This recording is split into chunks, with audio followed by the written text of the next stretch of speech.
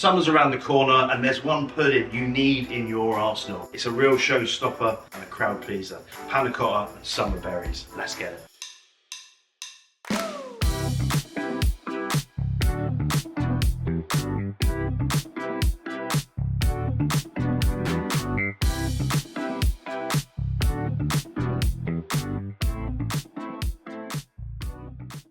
Now, panna cotta, there's a couple of stages to get right in order for this dish to turn out perfect every single time. One of those is blooming your gelatin properly. So first thing you do is get some ice and pop it into a bowl. Water goes into the bowl, give it a quick mix up with your finger, and then our gelatin goes straight in. Separate the sheets slightly just so the water gets in and amongst those gelatin leaves. That's going to take about 5 to 10 minutes just to bloom up and absorb that water. Into our pan goes 200 millilitres of milk, 300 millilitres of cream. For this, I'm using whipping cream. Now this is single cream if you're in America, and the reason for that is because it's got the perfect fat percentage to make this panna cotta super smooth and silky. Sugar in, and now our flavouring. It comes in the form of this stunning Madagascan vanilla pod. Vanilla and cream is a match made in heaven, and if you can't get the fresh stuff, you're going to look for a good extract or paste. We go down to the board, take your finger, run it along the pod just to flatten, then knife in, carefully go in half, and we take all that flavour and the pod, scrape it into our milk. Now when you heat up dairy products, milk, cream, what you'll notice is there's milk solids, there's proteins inside that liquid that if you heat it too fast will get attracted to the source of the heat, i.e. the bottom of the pan, stick and eventually burn. So when we heat our milk, we want to do it slowly. Just checking on our gelatin, the structure of it is completely changed. It's bloomed, it's lost its rigidity, and it's turned into a pliable piece of gelatin. Now when you take your gelatin out of the water, give it a good squeeze, because you don't want any of the water that you blew the gelatin in changing that setting ratio.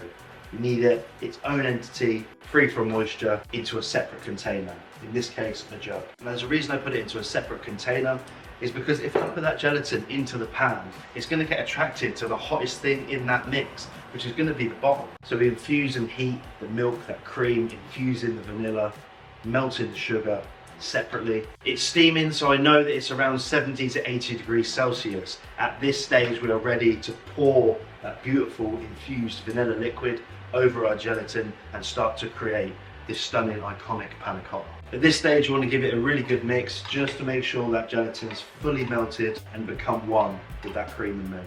A couple of top tips when you're filling up your mould.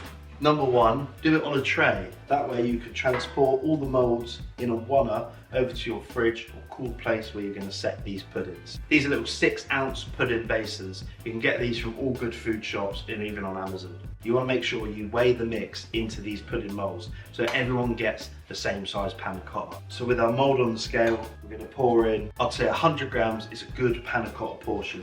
Now take that onto your tray, fill your next one. Now sporadically, while you're filling up these panna cotta moulds, you do want to agitate the milk slightly. That's to disperse the vanilla properly and make sure you get an even amount in each mould. Now panna cotta, on the grand scheme of things, is a relatively new dessert. Came about in the 60s, created by the Italians, but this is a versatile dessert for you to take wherever you want. Do you want cardamom in there? Do you want to put a shot of coffee? Is this going to be cinnamon? The infusion of the milk is where you add your flavour, so go with that wherever you will. Just go ahead in the fridge. Now, we've got the panna cotta, the big enchilada, the main event of the pudding.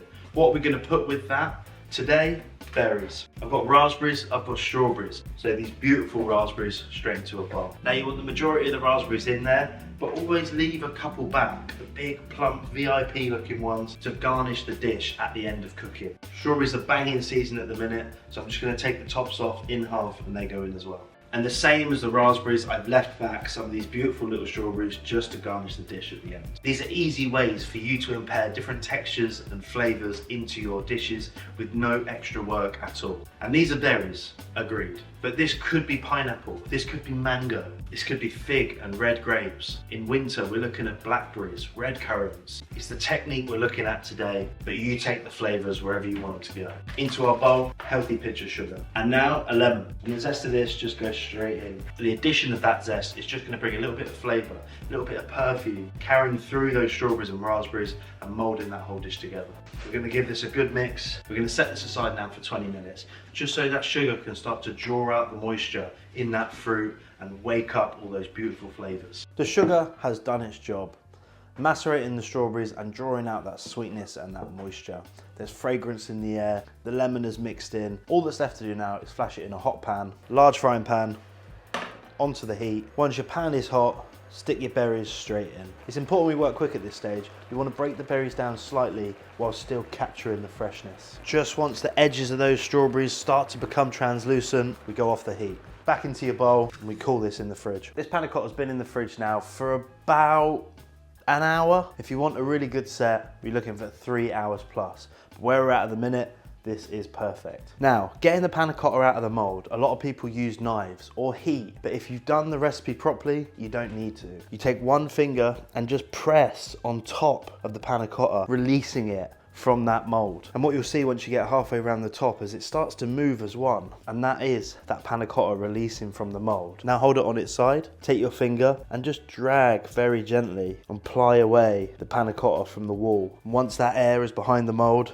you can tip it out. He's done. Now all that's left to do is plate. As a chef, I love seeing tons of vanilla all over the top of my panna cotta. But if you don't like that, then just cool it down a little bit more in the jug before it goes into the mold. That will help the vanilla disperse and disband through the panna cotta as it's setting, and you won't get a load on the top. I don't mind it. It's up to you. Now we take our strawberry mix, that stunning sweetened medley of fresh, juicy strawberry and raspberry, spoon it around, take some of our strawberries, naturally in half, rip a couple of the raspberries, and then just scatter over the top of that cooked strawberry and raspberry to give it freshness, to give it another dimension, to give it that fresh, clean hit of summer berry. And that's it, completely finished. Bursting with berries, bursting with flavour, a stunningly silky, set panna cotta with the sweetness of sugar and that rich flavour of vanilla. This can be done a day in advance, 2 days in advance, 3 days in advance. Getting ready for your dinner parties or your special events. It's a perfect pud to get ahead and wow your guests and loved ones. That's my 101 on panna cotta. Adios!